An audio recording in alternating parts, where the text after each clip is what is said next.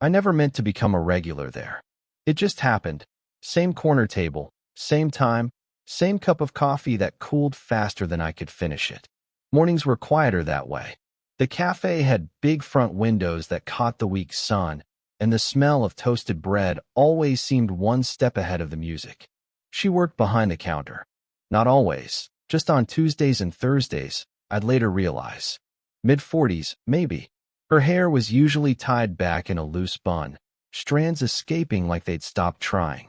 She had a way of standing, calm but alert, like she noticed everything. The first time she remembered my order, she said it softly, without looking up. Flat white, no sugar, right? I blinked.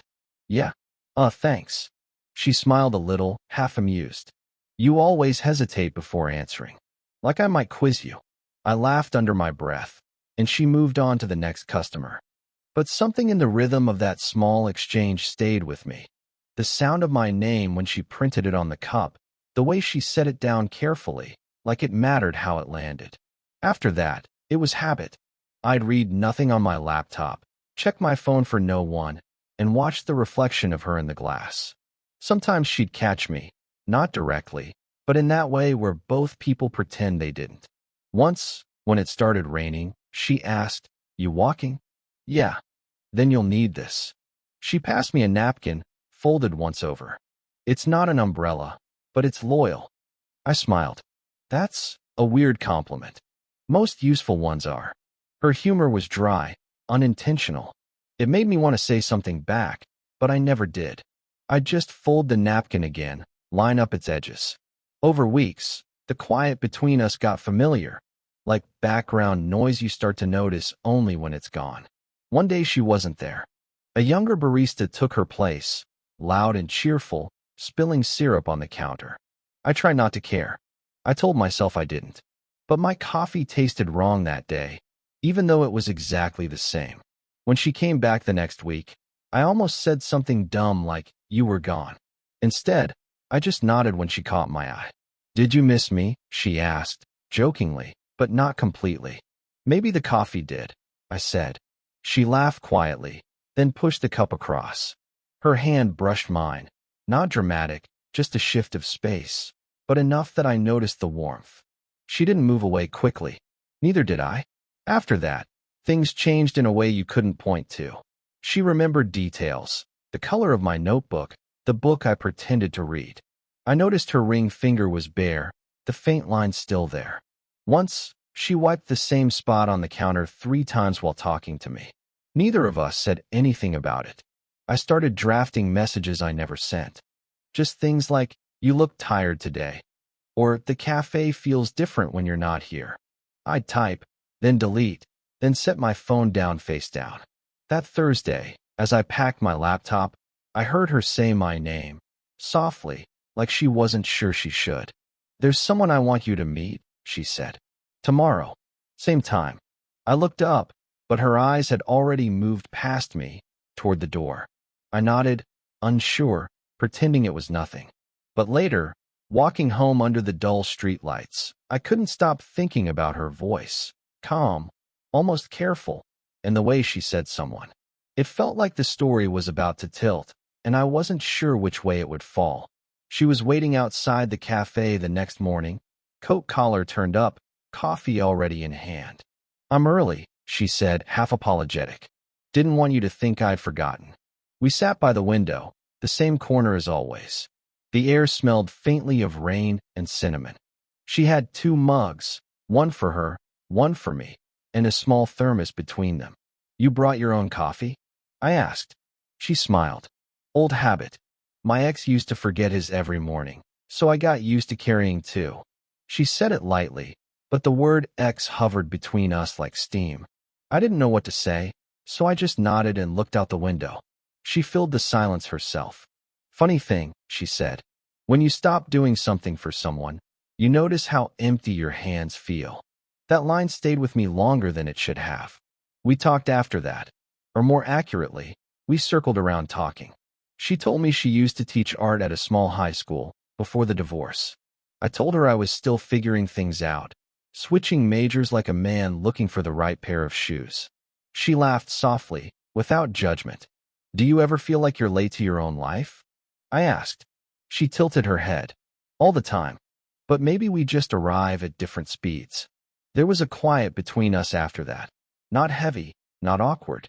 Just listening. At one point, her phone buzzed. She didn't look at it. Just silenced it with a thumb, eyes still on me. That small choice made my chest tighten in a way I didn't expect. Later, when I offered to help her carry a box of new supplies to her car, she hesitated. You don't have to, she said. I know, I replied. But I want to. The box wasn't heavy.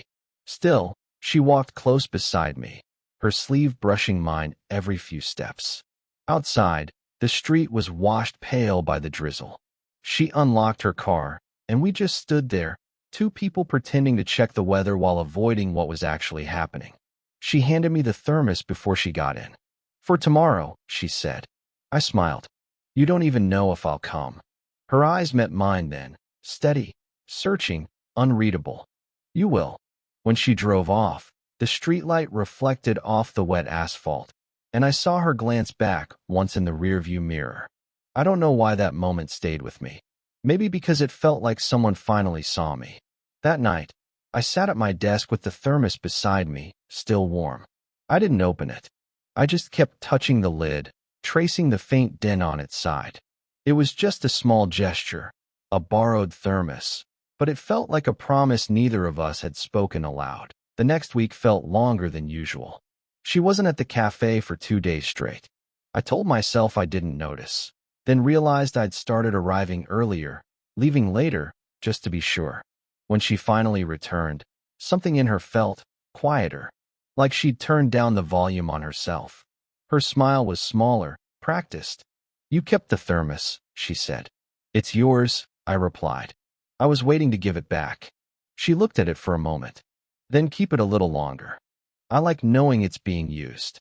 Her words should have felt casual, but they weren't. There was a pause, long enough for a dozen things unsaid to crowd between us. Someone new had started working behind the counter, a tall man, maybe late 30s.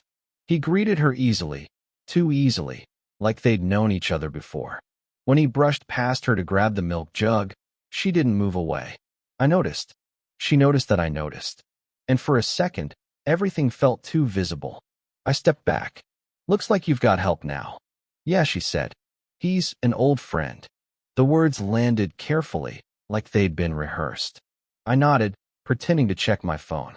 My messages were still empty. When she brought my cup, she didn't stay like she used to. Just set it down, wiped the counter, turned away. The air between us felt off balance, like a conversation that had shifted without warning.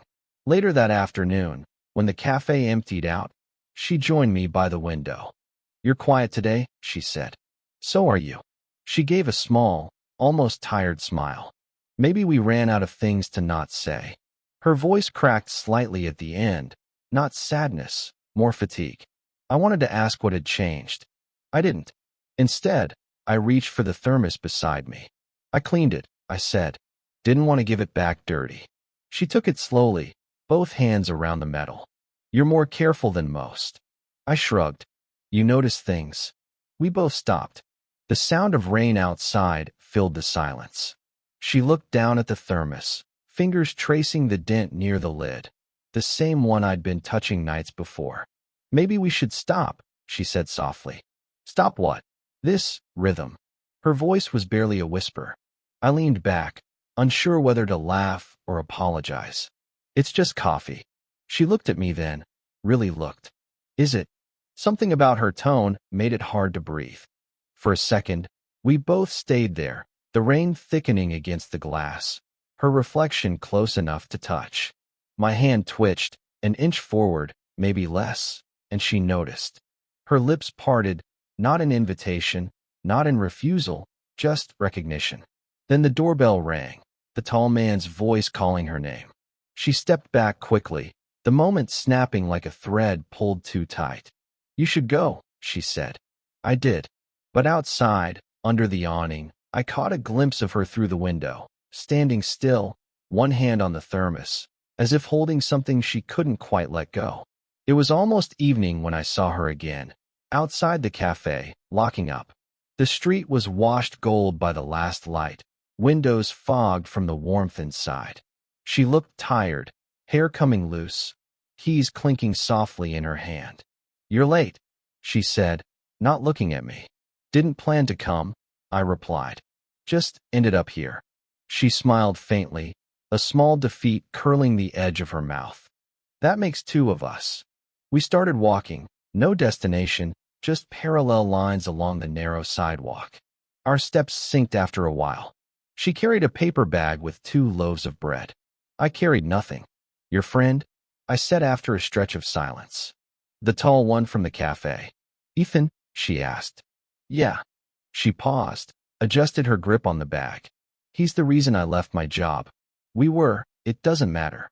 The rest of her sentence dissolved into the noise of passing traffic. I nodded slowly. "You don't have to explain." "I know," she said, voice low. "But sometimes silence feels heavier than truth." We stopped at the park near her street. It was empty, just the hiss of sprinklers and a swing creaking softly in the wind. She sat on a bench and gestured for me to join her. For a long time, neither of us spoke.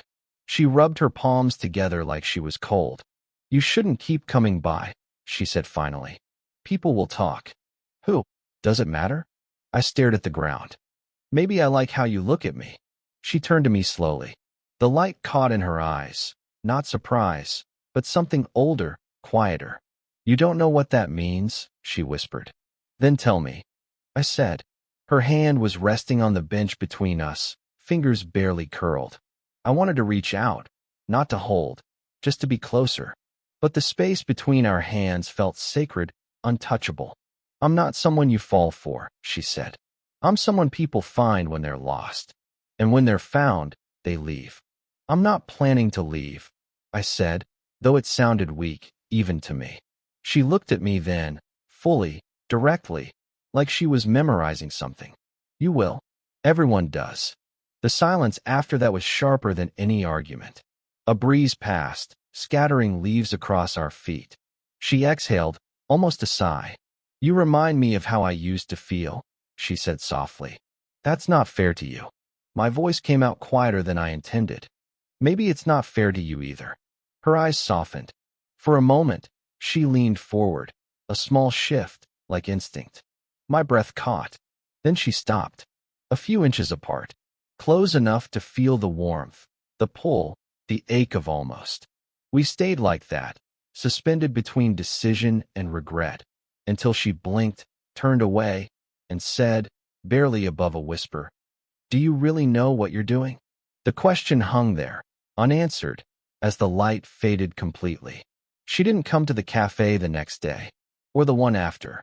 At first, I thought maybe she was sick.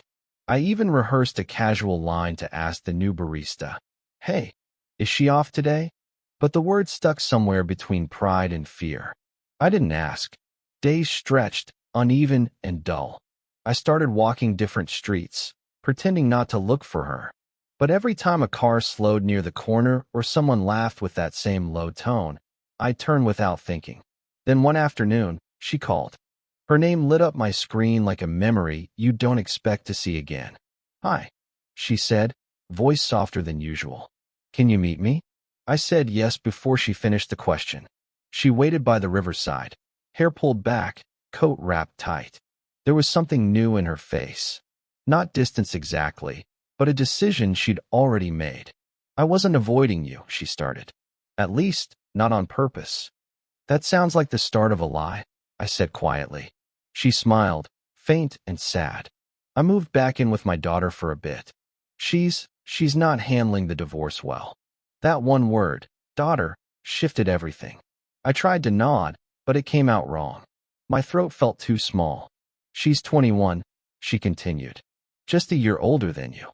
The math landed like a dull thud between us. I tried to laugh it off, but nothing came out. "She doesn't know about you," she said. "There isn't really a you to know." Still, I needed some air. She looked away then, toward the water, her reflection trembling on the surface. "I thought maybe we were." I started, but stopped. She turned back. "We were something. I just don't know what name fits it without breaking it." The silence that followed was strange, not awkward, not peaceful, just full of everything neither of us had the right to say. I keep thinking, I said finally, that if I hadn't walked into that cafe, she cut me off gently, you would have met someone else, and she'd have less history to trip over. The words were meant to soothe, but they stung anyway. She reached into her bag and pulled out the thermos. The same one. It looked older now, the dent more pronounced. You forgot this, she said. I thought it was mine now. It was never anyone's, she said. Just borrowed. Her tone was steady, final. We stood there, the sun sliding lower, until she said she had to go. No hug, no goodbye, just a soft nod that felt heavier than either.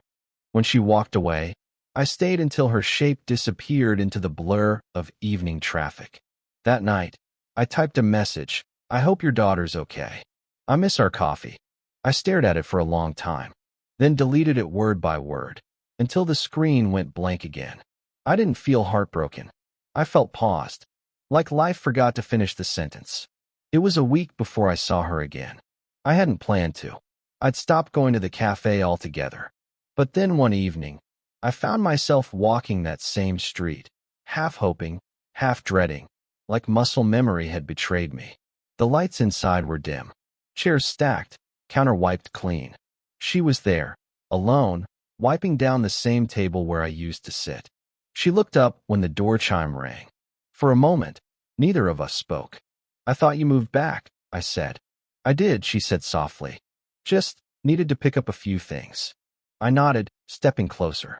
The room smelled faintly of coffee grounds and rain-damp air. You didn't have to stop coming, she said. It wasn't about that. I hesitated. Then what was it about? She took a breath, exhaled slowly, and leaned against the counter.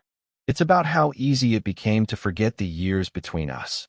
I started waiting for you to walk in. Started caring whether you did. Her voice cracked slightly, but she didn't look away. And that scared you, I said. It still does. I nodded, not as understanding as I wanted to be. I don't think I ever meant to make this complicated. You didn't, she said. It already was. We stood there, close but not touching. The hum of the refrigerator filled the silence, low and steady. I keep thinking, I said, maybe we met at the wrong time. She smiled faintly. That's what people say when they wish they were braver. That stung, not because she was wrong, but because she was right. I moved closer, just enough to see the tired kindness in her eyes. Then tell me what to do with this, I said quietly. She looked at me for a long moment. Then, almost imperceptibly, she reached up and brushed her fingers along my sleeve. The lightest touch, but it stopped the air between us. Keep it, she said. Whatever this was, keep it as something good. Don't turn it into something it can't survive. Her hand dropped away. I wanted to argue, to say I'm not ready to let go, but the words wouldn't come. Instead, I just nodded. I never wanted to make you choose, she said. But I realized I was asking you to, between the version of me you see and the one that still has to be someone's mother, someone's past. My throat tightened. So what now? She gave a small, sad smile.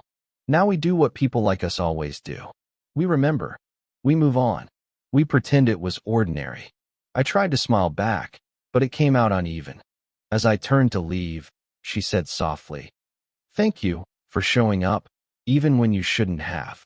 I looked at her one last time, her hands still resting on the counter, the faintest tremor in her breath. "Okay," I said quietly. And that was it. No goodbye, no closure. Just two people standing in the dim light, quietly admitting they'd both been changed.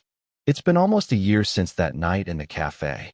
The place has changed, new owners, brighter lights, louder music. But every Thursday at 8:47 a.m., I still pass by on my way to work. Sometimes I catch a whiff of roasted beans in the air and almost turn inside, before remembering there's no reason to anymore. Almost. I still have the thermos. The dent's a little deeper now. I dropped it once while moving apartments. It keeps the coffee warm longer than it should, maybe because I still fill it the way she used to. Just enough room at the top to breathe. We didn't see each other for months after that night. Life folded in on itself, quietly. I graduated, got a small job downtown, started running on weekends. Her name would drift through my mind at odd times. Grocery lines, empty buses, songs that ended too soon. It stopped hurting after a while, but it never stopped feeling. Then, 2 weeks ago, I saw her again. It was late afternoon. The park bench, our bench, looked the same, chipped paint and all. She was sitting there, reading, a small thermos beside her. For a moment, I thought about walking past, pretending not to notice. But she looked up first. Her smile was smaller now, softer. Lived in. You still carry it, she said when I sat down. I told you I'd keep it. She laughed quietly. I thought you might have replaced me with a newer model. I tried, I admitted. Didn't feel right. We sat in silence after that, the easy kind, the one you earn after running out of things to prove. She told me her daughter was doing better back at university, that she'd started painting again, mostly quiet landscapes and city corners. Nothing dramatic, she said. Just what's left after people leave. I told her about my job, how mornings felt too short now, how I missed the quiet hours before everything began. She nodded like she understood exactly what I meant. The air was cool, the sun slipping low. I poured coffee from my thermos, handed her the first cup. She hesitated only a second before taking it. It tastes the same, she said. Maybe we both just stopped rushing it. Her hand brushed mine when she passed the cup back. Not deliberate, just life, intersecting. When she stood to leave, I did too. No big words, no promises. Just the shared weight of what we'd already said, and what we didn't need to anymore. Before she walked away, she glanced over her shoulder and smiled. 8:47, right? Always, I said. She nodded once, then disappeared into the turning light. I stayed a while longer, finishing the last of the coffee, watching the world fold into evening. It wasn't a love story the way people expect, but it was real. And sometimes, that's enough. Did this story stay with you? What kind of quiet, real love stories do you want to hear next? Tell me below. Maybe the next one begins where this one leaves off.